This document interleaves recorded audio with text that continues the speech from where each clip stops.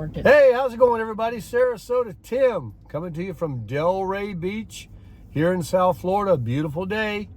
It is Labor Day weekend. How about that? Happy Labor Day weekend, everybody.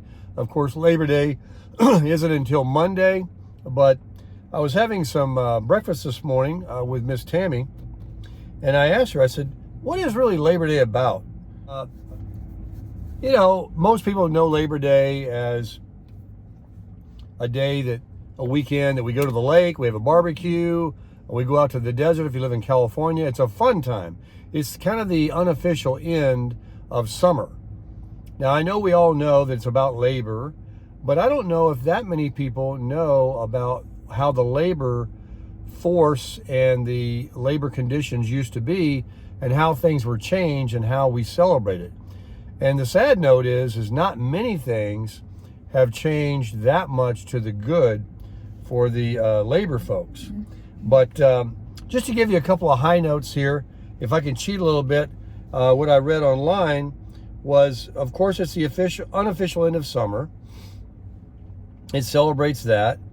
And it's always the first Monday of September, and it's September 4th this year. And then decades following the Civil War were a time great change in the United States. In the second half of the 19th century, working conditions in railroads, mines, factories, and mills were some of the worst in American history. Poor ventilation, long hours, low pay, dangerous conditions, and child labor were just a few of the concerns of the working class. So after the labor movement began as a result of poor working conditions, it was a heyday in the Industrial Revolution, and it was not uncommon for people to work 80 hours a week, every week.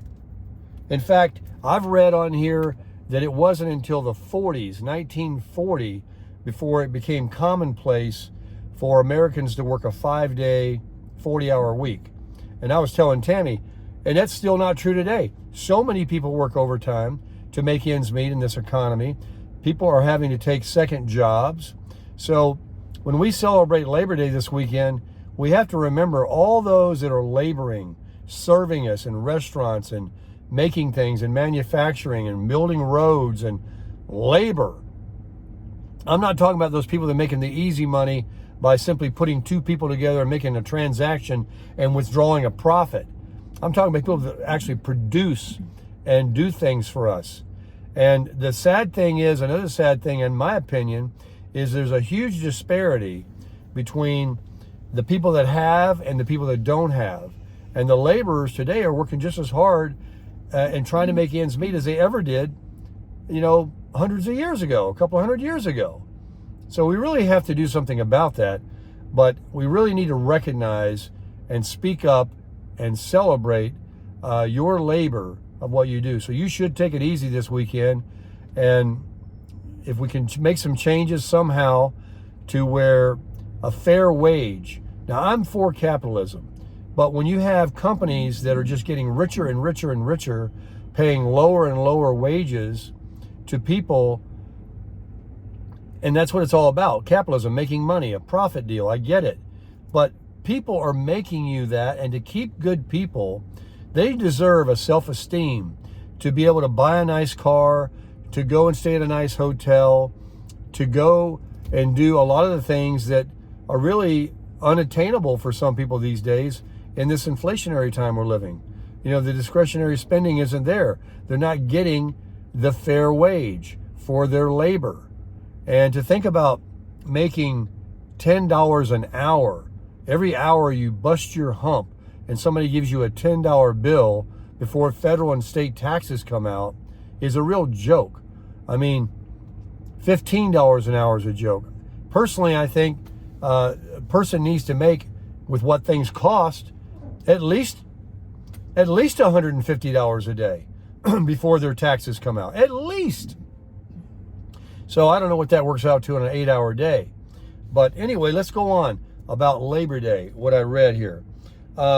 Labor unions started to become more popular as American workers demanded better conditions, higher pay, and fewer hours. Strikes and protests, such as the hay market The Haymarket riot in Chicago, which resulted in death of 7 policemen and 4 civilians, made it evident that something had to be done. The Pullman strike of 1894, so named the Pullman Palace Car Company, was the first effort to receive the full attention of Congress and the President.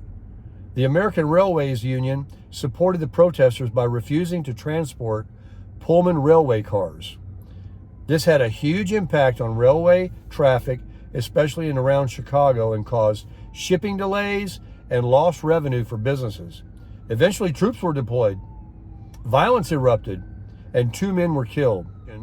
President Grover Cleveland signed a law passed by Congress establishing Labor Day as a national holiday on June 28, 1894. So anyway, while you're out making your burgers and hot dogs and having a great time, and you should, this Labor Day, especially if you are a laborer, enjoy your time off and know that I'm passing the word for people to really know what it's about, more than just eating a hot dog, of how those that work and labor in our country and around the world to make things better for all of us, as we have so many others that give their time and their lives and everything else for us to live the lives we have.